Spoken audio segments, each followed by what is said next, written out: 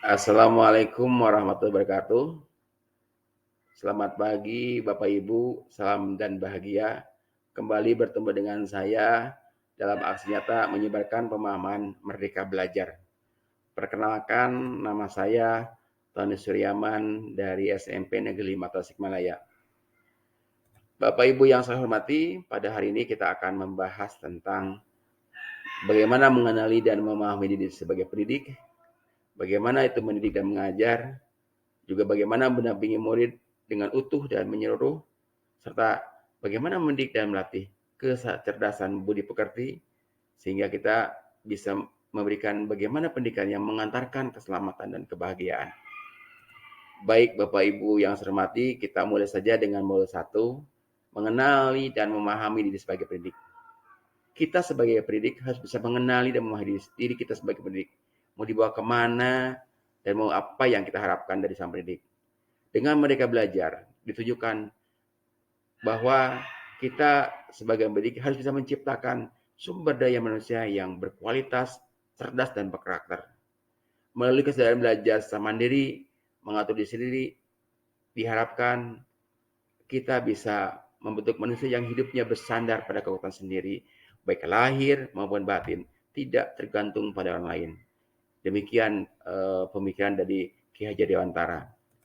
Kemudian di dalam KHD juga ini mengumumkan bahwa pendidikan itu senantiasa diingat bahwa kemerdekaan dan kebebasan ini memiliki 3 macam sifat. Yang pertama adalah berdiri sendiri, kemudian tidak bergantung pada orang lain, dan dapat mengatur diri sendiri.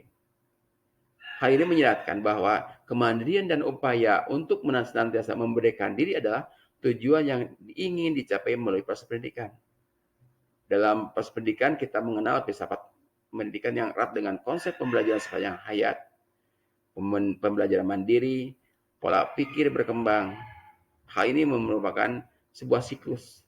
Jadi siklus belajar seperti ini terbangun akan termasuk sepanjang hayat yang dilandasi oleh kemerdekaan untuk belajar dan mengeksplorasi ilmu pengetahuan sesuai dengan minat dan bakat individu.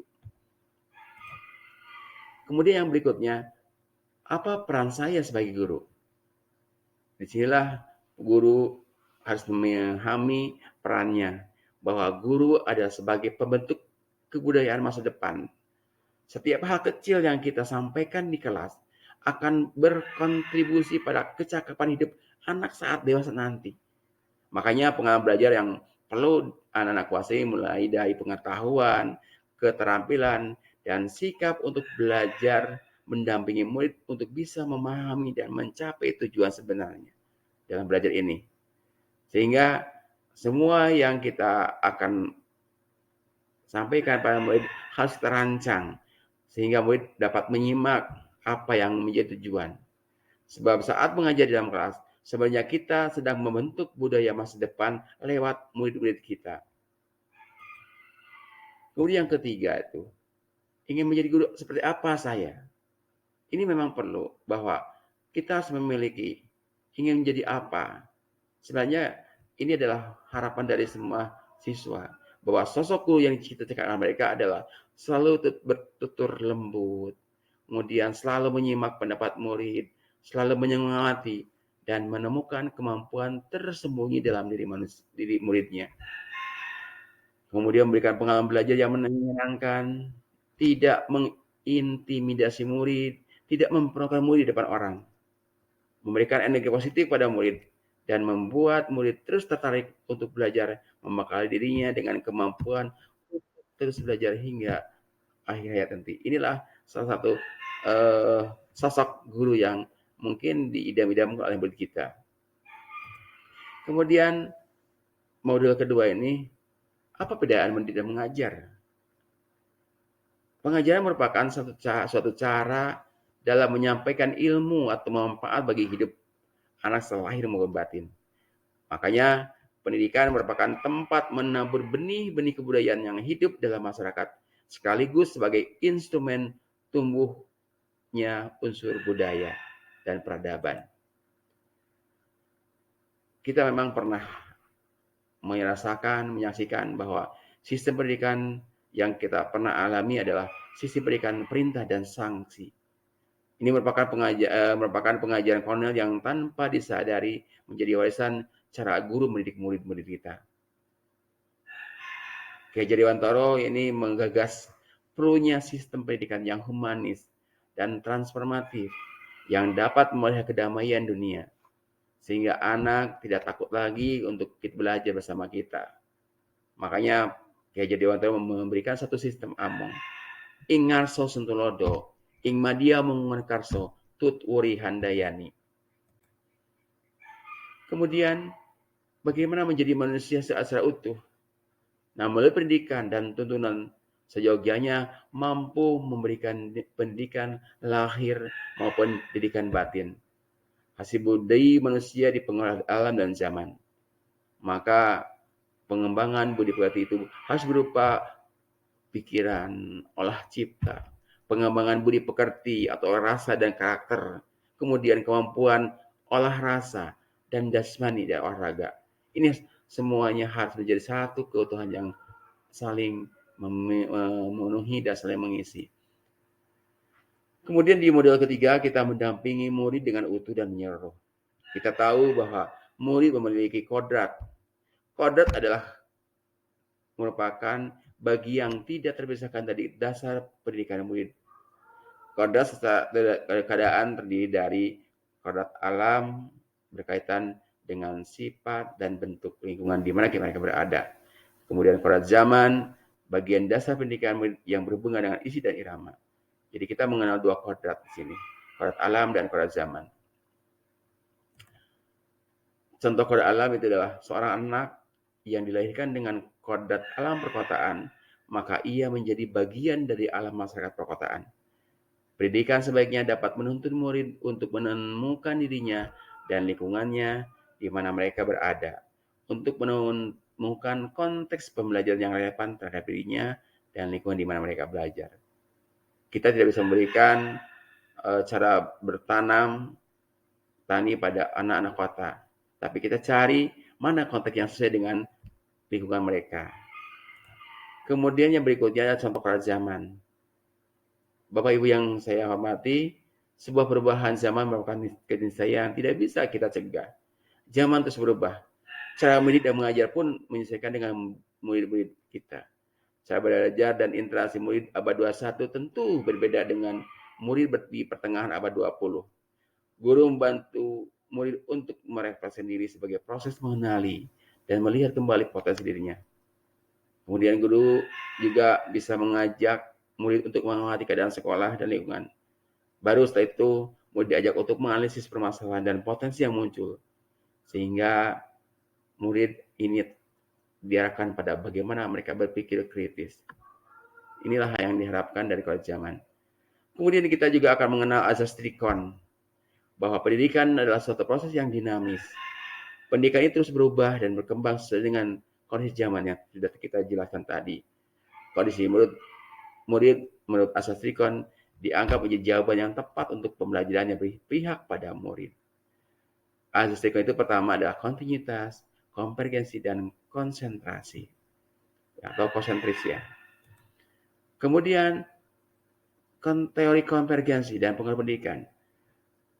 Teori konvergensi ini adalah aliran daya pendidikan dari atas dua teori utama. Pertama, teori tabula rasa. Kodrat anak ibarat kertas kosong yang dapat diisi dan ditulis oleh pendidik dengan wawasan dan pengetahuan yang diinginkan oleh pendidik. Jadi di sini pendidik bebas memberikan tulisan-tulisan pada kertas tersebut. Namun berbeda lagi pada teori kedua, teori negatif, bahwa kodrat anak ibarat kertas yang sudah terisi penuh dengan berbagai macam coretan dan tulisan.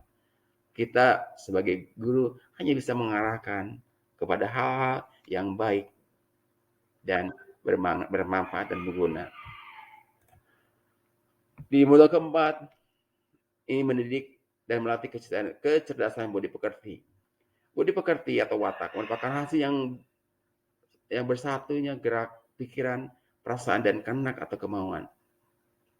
Sehingga menimbulkan suatu tenaga atau budi pekerti yang dapat dimaknai sebagai perpaduan antara cipta, kemampuan berpikir kognitif dan rasa atau efektif, sehingga menghasilkan karsa psikomotorik. Jadi, kecerdasan berpikir murid harus dapat mengembangkan budi pekerti atau watak murid yang tidak hanya dibentuk di sekolah, tetapi dalam keluarga dan lingkungannya. Semua ketiga hal ini saling berkaitan dalam membentuk kondisi budi pekerti peserta didik kita. Nah, kita bagaimana sang pendidik dalam hal ini? Pendidik harus mampu melatih keberanian berpendapat, ini sebagai akal ya kognitifnya, kemudian mengasah perasaan dan perilaku rasanya, memunculkan kehendak rasanya, dan juga kita harus juga memahami kemampuan kodrat anak atau murid sebagai individu yang sadar, mampu memikirkan, memahami, merasakan, berempati, berkehendak, dan bertindak semestinya, sehingga dapat kita tanamkan dalam anak sebagai pendidik. Ini yang perlu kita tanamkan murid kita Jawantaro ini. Baik, melanjut pada model kelima, pendidikan yang mengarahkan pada keselamatan dan kebahagiaan. Pendidikan harus memberikan pemahaman tentang fungsi dan kegunaan materi dalam kehidupan. Fungsi pendidikan adalah mengajarkan anak agar siap hidup dan memberikan kepercayaan pada mereka bahwa di masa depan mereka mampu mengisi jamunya demi mencapai keselamatan dan kebahagiaan. Mendidik adalah menuntut murid untuk selamat dan bahagia. Makanya pendidik dan tidak dapat berkehendak atas kadar kekuatan atau potensi murid. Pendidik harus dapat memberikan daya upaya yang maksimal untuk mengembangkan akal budi pekerti murid. Selain itu juga, pendidik membantu murid untuk merdeka atas dirinya sendiri, untuk kehidupan dan kehidupannya, memelihara dan menjaga bangsa dan alamnya. Ini satu hal yang mungkin perlu ditanamkan oleh kita sebagai pendidik. Nah, bagaimana untuk hal tersebut kita capai? Makanya tadi di awal, Kiai Dewantara mengatakan bahwa sistem among, ingat Suntulodo, di depan kita memberikan teladan. Guru memahami secara utuh tentang apa yang dapat ia bantu kepada muridnya, menjadi teladan dalam budi pekerti dan tingkah laku. Kedua, ingarso ingmadia mengukarso, di tengah membangun kehendak. Guru diharapkan mampu membantu semangat berswakarsa, berkreasi bersama murid dengan membuka dialog dengan murid, berperan sebagai narasumber dan penuntun. Dan ketiga, Tuturi Handayani, di belakang memberikan dorongan. Guru tidak sekedar memberikan motivasi, tetapi juga memberikan saran dan rekomendasi dari hasil pengamatannya. Agar apa? Agar murid mampu mengekspresi daya cipta, rasa, karsa, dan karyanya. Nah, kemudian kita juga dihadapkan pada Merdeka Belajar Abad 21. Nah, berkaitan dengan hal ini, maka Kiai Haji Dewanto memberikan satu pernyataan, tuntunlah murid sesuai dengan zamannya. Kita tidak bisa mengajar seperti abad-abad sebelumnya. Kita sudah berhadapan dengan abad 21. Maka tuntutan belajar abad 21 adalah menjadi pembelajar sepanjang hayat, membangun konteks diri serta identitas suatu bangsa. Ini yang perlu ditanamkan untuk kita sebagai pendidik. Kemudian juga menciptakan lingkungan belajar yang terbaik untuk murid. Membimbing murid memperbaiki bangsa, guru membimbing dan mendampingi murid dalam proses belajarnya. Bukan hanya sekedar meningkatkan kecerdasan berpikirnya, melainkan juga secara tidak langsung berperan memperbaiki bangsa.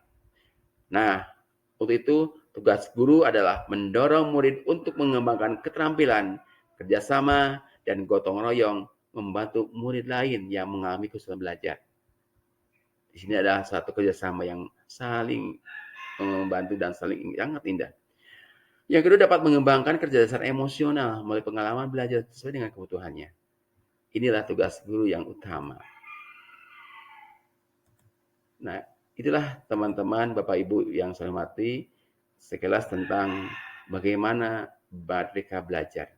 Mudah-mudahan penjelasan yang tadi saya sampaikan dapat menambah wawasan dan meningkatkan kemampuan kita dalam perannya sebagai pendidik. Akhir kata, Assalamualaikum warahmatullahi wabarakatuh. Terima kasih.